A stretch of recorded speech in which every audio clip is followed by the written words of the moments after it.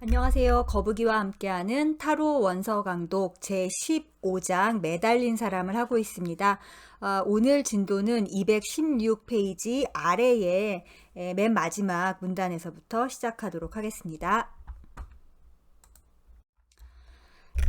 The custom of inverse hanging. 자, 거꾸로 매달린 그 교수형이라는 것의 관습은, 그러니까는 왜 교수형을 그냥 목 매달아 주기 저렇게 거꾸로 매달려서 교수형을 시키냐 하면은 그 관습은 was formerly called baffling. 예전에는 공식적으로 뭐라고 불렸냐 하면은 baffling이라고 불렸다는 거죠. 이 baffling이 이제 무슨 뜻인지 한번 봅시다. Nowadays, 오늘날 to baffle, 그러니까 이 baffle이라는 동사는 means to thwart, frustrate or confuse. 어떤 뜻이냐면 thwart, 방해를 하거나 아니면 frustrate, 좌절시키거나 아니면 confuse, 혼란스럽게 하다라는 그런 의미를 가지고 있다. Certainly, 확실히 the young man pictured here. 자, 이 그림 속에 있는 이 젊은이는 looks baffled. 정말로 그 baffled 된 것처럼 보인다는 거죠. 즉 혼란스러워 보인다는 거죠. 뭔가가 좌절이 되고. In every sense of the word. 모든 측면에서, 모든 면에서 그렇게 보인다. He is enduring a kind of crucifixion.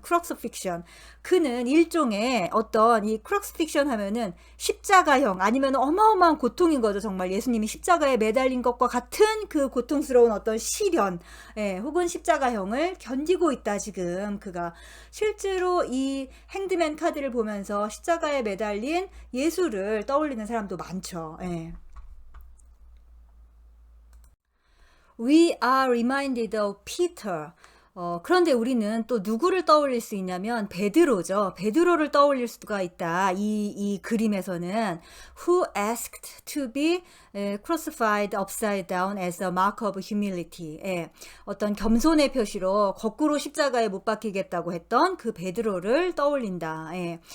맞아요. 저는 예수님보다는 이 거꾸로 매달린 사람에서는 항상 베드로가 더 먼저 떠오릅니다. 베드로가 이제 로마에서 붙잡혀갖고 십자가에 매달릴 때 우리 주님과 똑같이 내가 감히 십자가에 매달릴 수 없다라고 하고 자청해서 이렇게 거꾸로 십자가에 매달렸다고 하고, 이제 여러분 중세 그림 같은 걸 보면은 거꾸로의 십자가에 매달려 있는 인물이 바로 베드로죠. 그렇다. There is no evidence that the hero of our tarot, 우리의 이 타로의 주인공이 literally 문자 그대로 requested that, 요구했다라는 그런 no evidence니까 증거가 없다. 뭘 요구했냐? That he be thus pilloried. 그가 이런 식으로 그 조롱의 대상이 되기를 일부러 요구했다라는 그런 증거는 없지만, 그러나 speaking psychologically, 심리학적으로 말했을 때 he must have asked for his fate unconsciously. 그는 무의식적으로 그의 운명을 요청했음이 분명하다. 자, 이 마지막 문장은 여러분이 형광펜으로 하이라이팅을 해놔야 될 겁니다. 사람들이 이제 이 고난의 시간을 견뎌야 할 때 대부분 우리가 이제 하늘을 향해 이제 두 주먹을 불끈쥐고 제가 뭘 잘못했다고 이런 고통을 저에게 주십니까? 하고 이제 부르짖죠. 그러나 사실 그걸 의식적으로 요청한 베드로급의 성인이라면 우리가 좋을 텐데, 그러니까 베드로급의 성인이 아니니까 우리는 그걸 의식을 하지 못하죠. 그러나 무의식적으로는 어쩌면 이러한 humility, 겸손을, 그리고 이러한 어떤 사람들의 조롱을 받고 그렇게 함으로써 어떤 나의 에고를 죽이기 위한 어떤 과정을 어쩌면 무의식적으로는 내 영혼이 원했을 수도 있을 것이다 라는 말인 거죠.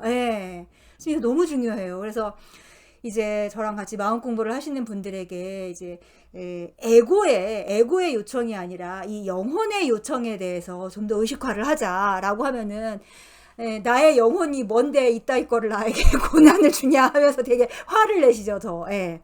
맞아요.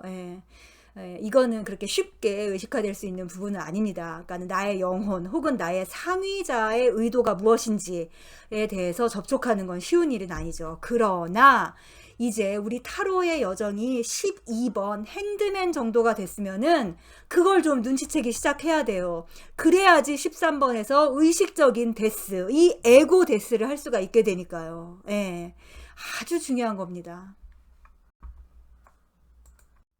Perhaps, 아마도 contact with the prideful lion of the preceding card.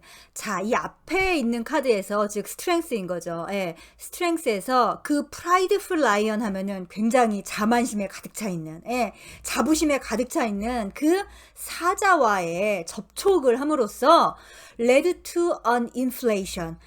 뭐예요? 이제 과잉이 된 거죠. 뭔가 부풀어 오른 거예요. 예, 에고 과잉인 거죠. 예, 그런 부풀어 오름으로 이어졌는데, an overweening confidence in its own human strength. 그게 뭐냐면은, 자신의 human strength, 인간적 힘에 대한 overweening confidence, 지나친 자신감인 거죠.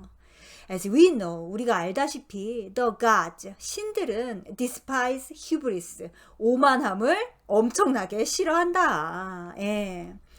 그러니까 그렇게 에고 과잉이 된 거에 대한 균형이 필요하겠죠. 예, 오만한 자 다시 겸손함을 배워야 하니 어떡하겠어요. 저렇게 한 발로 교수형에 매달려야지, 교수대에.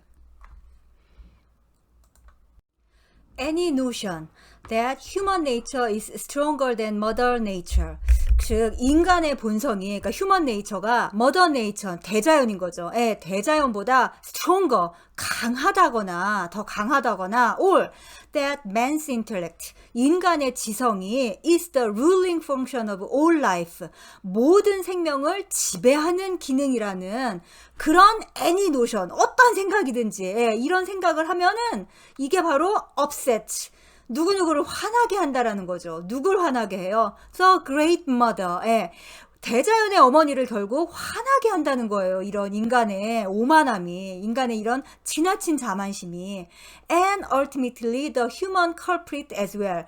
어머니만, 대지의 어머니만, 대자연의 어머니만 화나게 하는 게 아니라 인간의 culprit 하면은 이게 범죄자, 그러니까 인간인 거죠. human culprit 하면은. 예. 인간도 결국 화나게 한다.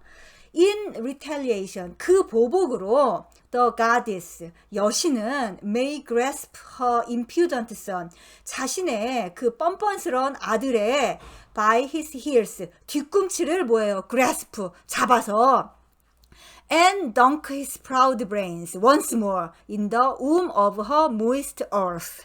그래서 그 아들의 뽐내는, 그러니까 되게 프라우드하니까는 잘난 척하는 그 두뇌를 어디다 처박는다는 거죠. 어디다 처박느냐 하면은 그 모이스트 어스 하면은 축축한 어떤 대지의 하니까 자궁인 거죠. 축축한 대지의 자궁 속으로 한 번 더 처박아 버릴지도 모른다. 지금 요 그림이 딱 핸드맨 그림인 거죠. 예, 그 머리가 지표면보다도 더 아래로 향해 있다라는 그 그림 우리 살펴봤잖아요. 그게 바로 요렇게 그 상징을 해석할 수도 있다라는 게 되겠죠. The tree, 나무는 and especially the truncated tree, 특히 이 잘려진 나무는 is a universal mother symbol, 보편적인 어머니 상징이다. 오시리스's body, for example, 예를 들어 오시리스의 시신은 was enclosed in such a tree, 그런 나무에 둘러싸여져 있었다. 자, 요 신화는 이거 다 끝나고 설명을 해드리겠습니다. The loped branches of which symbolized both the castration of the sun, masculine ego consciousness. 그리고 그 로프트 브랜치스 하면은 나뭇가지가 이렇게 잘려져 있는 거죠. 우리 그 핸드맨의 두 기둥에 나뭇가지들이 탁탁탁탁 그 브랜치가 끊겨져 있었잖아요. 그게 바로 로프트 브랜치스입니다. 예. 나무의 잘린 가지는 of which symbolized both, 다음에 두 가지 모두를 상징하고 있다라는 거죠. 뭐냐면은 the castration of the sun, 가로 열고 masculine ego consciousness니까 castration of the sun 하면은 아들의 거세인 거예요. 근데 그 아들이라는 건 또 뭘 상징하냐면은 masculine ego conscious니까 남성적 에고 의식인 거죠. 그거가 거세된 거를 바로 이 나무의 브랜치가 잘린 걸로 상징을 하고 있고, and also 또 뭘 상징하냐면은 the possibility of new growth or rebirth into a larger sphere of awareness. 예. 새로운 성장 혹은 재생의 가능성을 상징하기도 하는데, 어떻게 성장하고 어떻게 재생하냐면은 into a larger sphere of awareness니까는 더 커다란, 더 넓은 어떤 인식의 영역으로 성장을 하던가 아니면 거기에서 다시 태어나는 거죠. 예. 그것의 가능성을 이 상징하는 게 바로 잘려진 나뭇가지다라는 거죠. 오시리스 얘기 한번 해볼까요? 오시리스와 이시스의 신화는 제가 이제 기초 강의하면서 얘기를 했던 기수도 있고 아니면 너무 시간이 길어서 안 했던 기수도 있고 뭐 그렇습니다. 대충 설명해 드릴게요. 워낙 방대하고 버전이 다 다르니까. 이제 오시리스하고 이시스를 전체를 설명해 드릴 수는 없고, 그 오시리스가 이제 동생 세트에 의해서 살해를 당하잖아요. 살해를 당하고 그 관 속에 이제 관 속에 들어가서 못 박힌 채 나일강에 버려지죠. 그러니까 오시리스의 부인인 이시스가 이제 울면서 나일강을 다 뒤져갖고 그 관을 찾아내요. 이제 찾아내는데 어디서 찾아내냐면은 나일강 유역의 어느 도시 국가의 유역에 이제 나무가 그러니까는 이 관을 둘러싸고서 보호를 하고 있었던 거예요. 예. 그런데 그 왕국의 왕이 이 나무가 둘러싸고 있는 이 관이 이게 보통 이게 아니구나 하면서 그 관이 있는 그 나무 자체를 이렇게 잘라다가 자기 왕궁의 기둥으로 쓰고 있었다고 합니다. 예. 그래서 그거를 이제 이시스가 발견해갖고 오시리스를 이제 다시 이렇게 하는 거죠. 아무튼 그거를 묘사한 게 요 첫 번째 문장이고, 그 다음에 이제 그 아들의 거세라고 하는 거는 그렇게 해서 관을 좀 찾았으면, 아니 이시스도 좀 관을 보관을 잘해야 될 거 아니야. 근데 그 관을 갖다가 나일강 갈대밭에 이제 숨겼던 거예요. 그러니까는 세트가 이제 또 그 사실을 알고 거기까지 찾아와서 이제 관 뚜껑을 열고 오시리스의 시체를 다 조각을 낸 거예요, 정말. 예, 다다다다다 조각을 내서 나일강에 뿌려버리죠, 이제. 그때 이제 조각난 조각 중에 하나가 오시리스의 성기인 거죠. 예, 성기도 잘려버린. 그런 이제 거세까지도 이제 여기에서 다 상징을 할 수 있다라는 그런 얘기입니다. 아무튼 이집트 신화에서 이 오시리스와 이시스의 신화는 좀 전체적인 버전을 읽어보시면 좋습니다. 굉장히 많은 상징들이 포함되어 있거든요. 예. The Hanged Man. 자, Hangedman은 enclosed on either side by the twin trees. 양쪽에 이제 그 양쪽에 나무가 있고, and by the gibbet above. 그리고 위쪽에는 이제 교수형 틀이 있죠. 그렇게 거기에 갇혀있는 행드맨은 can be seen. 어떻게 보여질 수가 있다. 어떻게 보여지나? as encased in a kind of coffin. 마치 일종의 관에 이렇게 딱 들어가 있는 것처럼 보이기도 한다. 네, 지금 이 카드 그림 갖고 계신 분 보세요. 정말 정확히 사각형의 관에 갇혀 있는 것처럼 보입니다. At the same time, 그리고 동시에 his contact with the maternal underground waters. 그런데 그는 또 지금 머리가 아래로 향하고 있기 때문에 지표면 아래, 즉 셀리 니콜스가 그 아래에는 어떤 어비스, 심연이 있을 것 같다라고도 얘기를 했죠. 예, 그러니까 그거를 갖다가 지금 머터널 언더그라운드 워터라고 한 거예요. 모성적인 지하의 물과 접촉을 하고 있다라는 거죠. 예, 이 머리가. 그것은 suggest, 뭘 암시하냐면은 baptism, 세례와 and new life, 새로운 생명을 암시한다. 지금 놀랍죠? 일단 밥티즘이라는 거는 우리 예수님께서 이제 요단강 유역에서 세례 요한을 만나고 그 세례를 받으시면서 완전히 예수가 되시죠, 진짜로. 예. 거기에서 예수님의 퍼스널리티가 이제 완성이 됐다고 하죠, 그 밥티즘으로. 예. 그것처럼 그래서 이 세례를 하는 교회에서는 정말로 그 아기를 물에 완전히 담궜다 꺼내잖아요. 특히 머리를. 머리 완전히 물에 담갔다가 하게 하죠. 이게 이제 새로운 생명인 거잖아요. 그것을 암시한다. 즉 이 행드맨이 저렇게 거꾸로 매달린 이유는 무엇이겠냐? 머리부터 물속에 들어가서 다시 나오면은 새로운 생명. 예, 마치 보통의 인간 예수가 하나님의 아들 인간 예수로 세례를 받는 바로 그 장면을 연출하려고 저렇게 돼 있는 게 아니냐 라는 어마어마한 얘기를 지금 하고 있는 거죠. 그리고 이제 타로카드 여러 버전을 보신 분들은 아시겠지만 이 핸드맨이 이제 점성학에서 물고기 자리를 암시하고 있고, 그래서 어떤 타로카드에서는 아예 물속에 들어가서 물고기다라고 얘기하는 핸드맨이 있어요. 예. 그러니까는 머리가 실제로 물에 들어가 있는 핸드맨 카드도 있습니다. 찾아보시면은. 그런 상징들이 다 여기에서 나오는 그런 겁니다. Perhaps 아마도 nature 이 자연이 holds him thus 이런 식으로 그를 이렇게 잡고 있는 거예요. Confined in her grip. 예. 그 자기 소나기에 이제 그를 잡고 있는 거죠. 예. 자연이 자기 그녀의 소나기 안에 그를 이렇게 잡고 so that 그래서 he can newly emerge from her womb as one reborn. 예. 새롭게 태어난 어떤 그런 사람으로 자신의 자궁에서 새롭게 출현할 수 있도록 그렇게 그를 이렇게 가두고 있는 걸지도 모르겠다. One might imagine that.